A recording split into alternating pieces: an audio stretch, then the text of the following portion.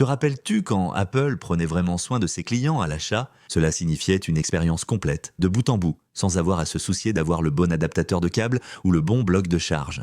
Quand j'ai acheté mon premier iPod en 2005, je me souviens savoir été surpris par tout ce qui était inclus dans la boîte. Comme des écouteurs avec des coussinets en mousse optionnelle pour éviter qu'ils ne fassent mal aux oreilles lors de longues sessions d'écoute. Ce matériau, moins glissant que le plastique, maintenait mieux les écouteurs en place. Les coussinets évitèrent l'encrassement, prolongeant la durée des écouteurs. Puis, il y avait cet adaptateur en plastique. Apple l'ajoutait au cas où vous auriez leur station d'accueil iPod. Différents adaptateurs pouvaient être échangés afin que chaque modèle soit parfaitement maintenu. Ainsi, en achetant un nouvel iPod, il n'était pas nécessaire de racheter une station d'accueil. L'adaptateur en plastique fonctionnait aussi avec le système audio iPod hi-fi d'Apple, qui incluait déjà tous les adaptateurs de stations d'accueil iPod disponibles alors. Il y avait aussi le câble de chargement et une housse de protection. En fait, je n'ai même pas acheté d'étui pour mon iPod parce que la housse suffisait à éviter les rayures quand il était dans mon sac ou ma poche. Aujourd'hui, vous pourriez être impressionné par tous ces accessoires inclus, mais à l'époque, c'était en fait une déception. Regardez simplement cet avis de 2005 qui dit, je cite, « Dans la boîte, vous trouverez l'iPod lui-même et un manque regrettable d'accessoires. » Le modèle 4e génération incluait non seulement un adaptateur pour dock, mais aussi le dock. En plus d'une télécommande pour ajuster rapidement volume et lecture. Mais ces accessoires n'étaient pas exclusifs à l'iPod. L'iMac était livré avec une télécommande qui se fixait magnétiquement pour éviter de la perdre. Le MacBook était livré avec une rallonge au cas où le câble d'alimentation standard de 2 mètres ne serait pas assez long. L'iPhone original était livré avec un chiffon, un dock, un adaptateur secteur et des écouteurs absents aujourd'hui. En fait, la seule chose que vous recevrez est un câble de chargement et acheter tous ces accessoires que nous avions gratuitement auparavant vous coûterait $100 de plus. Alors pourquoi a-t-on l'impression qu'Apple ne prend plus soin de ses clients? Eh bien, la réponse courte, c'est qu'ils n'en ont plus besoin. Apple est aujourd'hui la plus grande entreprise technologique, mais cela ne dure que depuis 14 ans. Pendant 35 ans, Apple était vue comme une petite entreprise informatique proposant des produits de niche. Comparez les 65% de part de marché actuelle de l'iPhone au 7% du Mac dans les années 2000. Apple est devenue si dominante dans la tech qu'elle peut désormais prendre des décisions contraires aux intérêts des consommateurs, chose impensable il y a 20 ans. Par exemple, fournir seulement un câble d'alimentation avec un téléphone à $1000, tendance lancée par Apple en 2020, puis adoptée par toute l'industrie des smartphones. À cette époque, il comptait 138 millions d'utilisateurs d'iPhone aux États-Unis, soit 40% de la population et plus d'1 milliard dans le monde. Cela signifiait qu'une personne sur 8 dans le monde avait un iPhone. Ce succès fut formidable pour Apple, mais il a posé un problème inédit, trouver de nouveaux clients. En 2015, les ventes d'iPhone avaient atteint un pic d'environ 233 millions d'unités. Au cours des 3 années suivantes, Apple n'a pas réussi à atteindre à nouveau ce niveau de volume. Après 10 ans de vente, l'iPhone avait clairement saturé le marché. Apple restait sous la pression des actionnaires pour accroître son chiffre d'affaires chaque année. Donc, s'il ne pouvait pas vendre un plus grand nombre d'iPhone, il devrait les vendre à un prix plus élevé. Ainsi, en 2018, Apple a annoncé qu'il ne donnerait plus le nombre d'unités vendues, affirmant que cela était moins pertinent pour la performance globale de l'entreprise et que l'accent serait désormais sur le chiffre d'affaires. En 2018, l'iPhone X était commercialisé. C'était le premier modèle à avoir un prix de départ de $1000, soit 30% de plus que l'iPhone le plus cher de l'année précédente.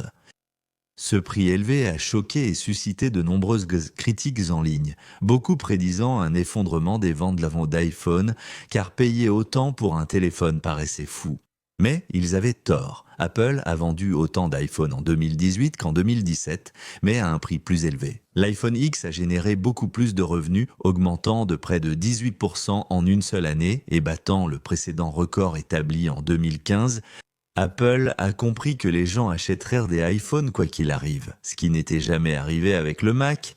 Apple a lancé plusieurs ordinateurs très chers, comme le Macintosh du 20e anniversaire et le Power Mac G4 Cube, mais ils n'ont jamais bien marché.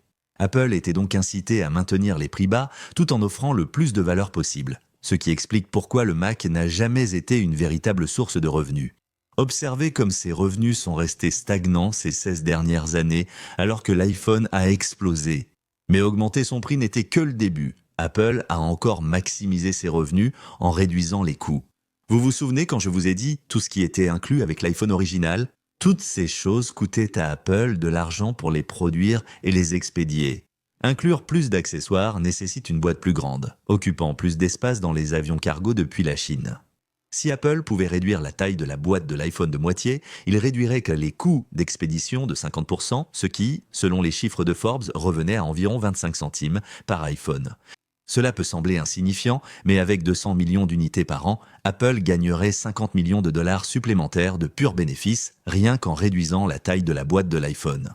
C'est ce qu'ils ont fait avec l'iPhone 12 en 2020, en supprimant écouteurs et adaptateurs secteurs. Cela voulait dire que si vous veniez d'un Android ou d'un ancien iPhone 6S, vous n'auriez sans doute pas d'écouteurs compatibles avec le 12 qui n'avait pas de prise casque. Le seul accessoire inclus gratuitement, le câble de chargement, risquait de ne pas fonctionner avec votre adaptateur secteur car il était en USB-C, pas en USB-A.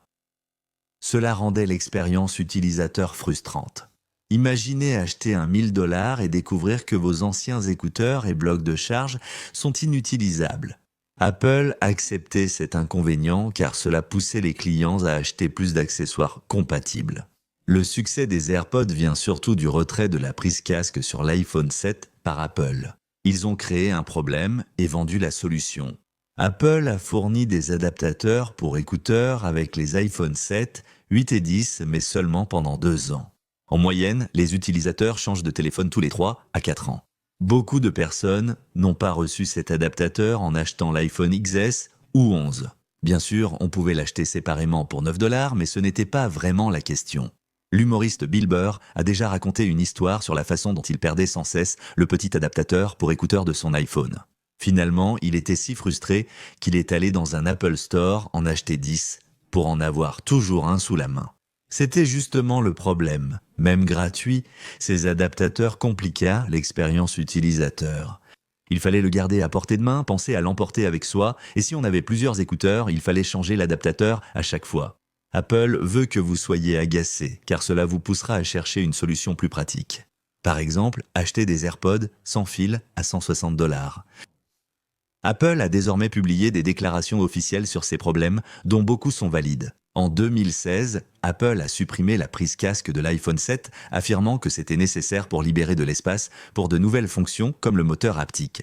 En 2017, lorsque l'iPhone X a atteint un prix record de 1000 $, Apple a déclaré que c'était pour compenser le coût des composants comme l'écran diode électroluminescent organique, la caméra infrarouge et le cadre en acier inoxydable. En 2020, ils ont retiré les accessoires de l'iPhone pour limiter les déchets électroniques, les émissions de carbone et l'extraction minière. Oui, tout cela est vrai, mais je ne crois pas que ce soit un hasard si ces choix ont aussi permis à Apple de gagner plus d'argent. Mais leur récent manque d'attention envers les clients touche aussi les produits, pas seulement les accessoires. Prenez le Mac. Autrefois, presque tous les modèles étaient relativement accessibles en interne.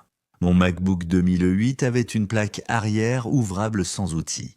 À l'intérieur, je pouvais remplacer le disque dur et la batterie. Avec un tournevis cruciforme, je pouvais retirer le reste de la plaque arrière et mettre à niveau les modules de RAM. C'était avantageux pour les utilisateurs pour diverses raisons. Nous pouvions simplement échanger une batterie déchargée contre une chargée sans chercher un lieu de recharge pendant nos déplacements. Quand la batterie était usée, nous pouvions facilement la remplacer nous-mêmes. Aujourd'hui, les batteries des MacBooks sont collées au boîtier supérieur, évitant ainsi un passage au Genius Bar ou l'envoi complet chez Apple.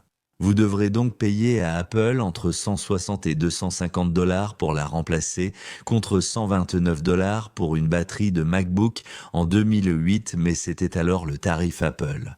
La batterie, le disque dur et la RAM étant remplaçables, nous pouvions acheter ces composants auprès d'autres fabricants à moindre coût.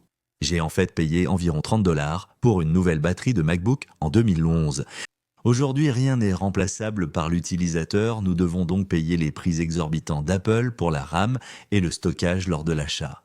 Vous pourriez penser que Steve Jobs n'aurait pas permis cela ou qu'Apple a changé de philosophie quand Tim Cook est devenu président-directeur général. Honnêtement, c'était le plan d'Apple depuis le début. En 2010, Steve Jobs a écrit aux employés qu'Apple devait, je cite, connecter tous nos produits pour renforcer la fidélisation des clients à notre écosystème. C'est la clé, plus nous utilisons de produits et services Apple, moins nous changeons de plateforme. Ce qui donne à Apple l'opportunité de mettre en place des pratiques anti-consommateurs pour générer des revenus supplémentaires. Maintenant, si tout ce discours vous pousse à envisager de quitter l'écosystème d'Apple, il vaut la peine d'examiner attentivement les alternatives, car des concurrents comme Samsung et Google essaient pratiquement de faire la même chose. Ils créent leur propre écosystème matériel avec leurs propres services afin d'obtenir les mêmes avantages qu'Apple. Aujourd'hui, nous sommes dans un dilemme où, si nous voulons l'expérience utilisateur la plus optimisée possible, tous nos produits et services doivent en quelque sorte provenir de la même entreprise. Apple a été le premier à le faire et ils restent les meilleurs dans ce domaine. Donc nous sommes obligés de composer avec leur cupidité d'entreprise en échange d'une expérience technologique fluide et fiable. Ici Greg pour Apple Explained. Merci d'avoir regardé et à la prochaine vidéo.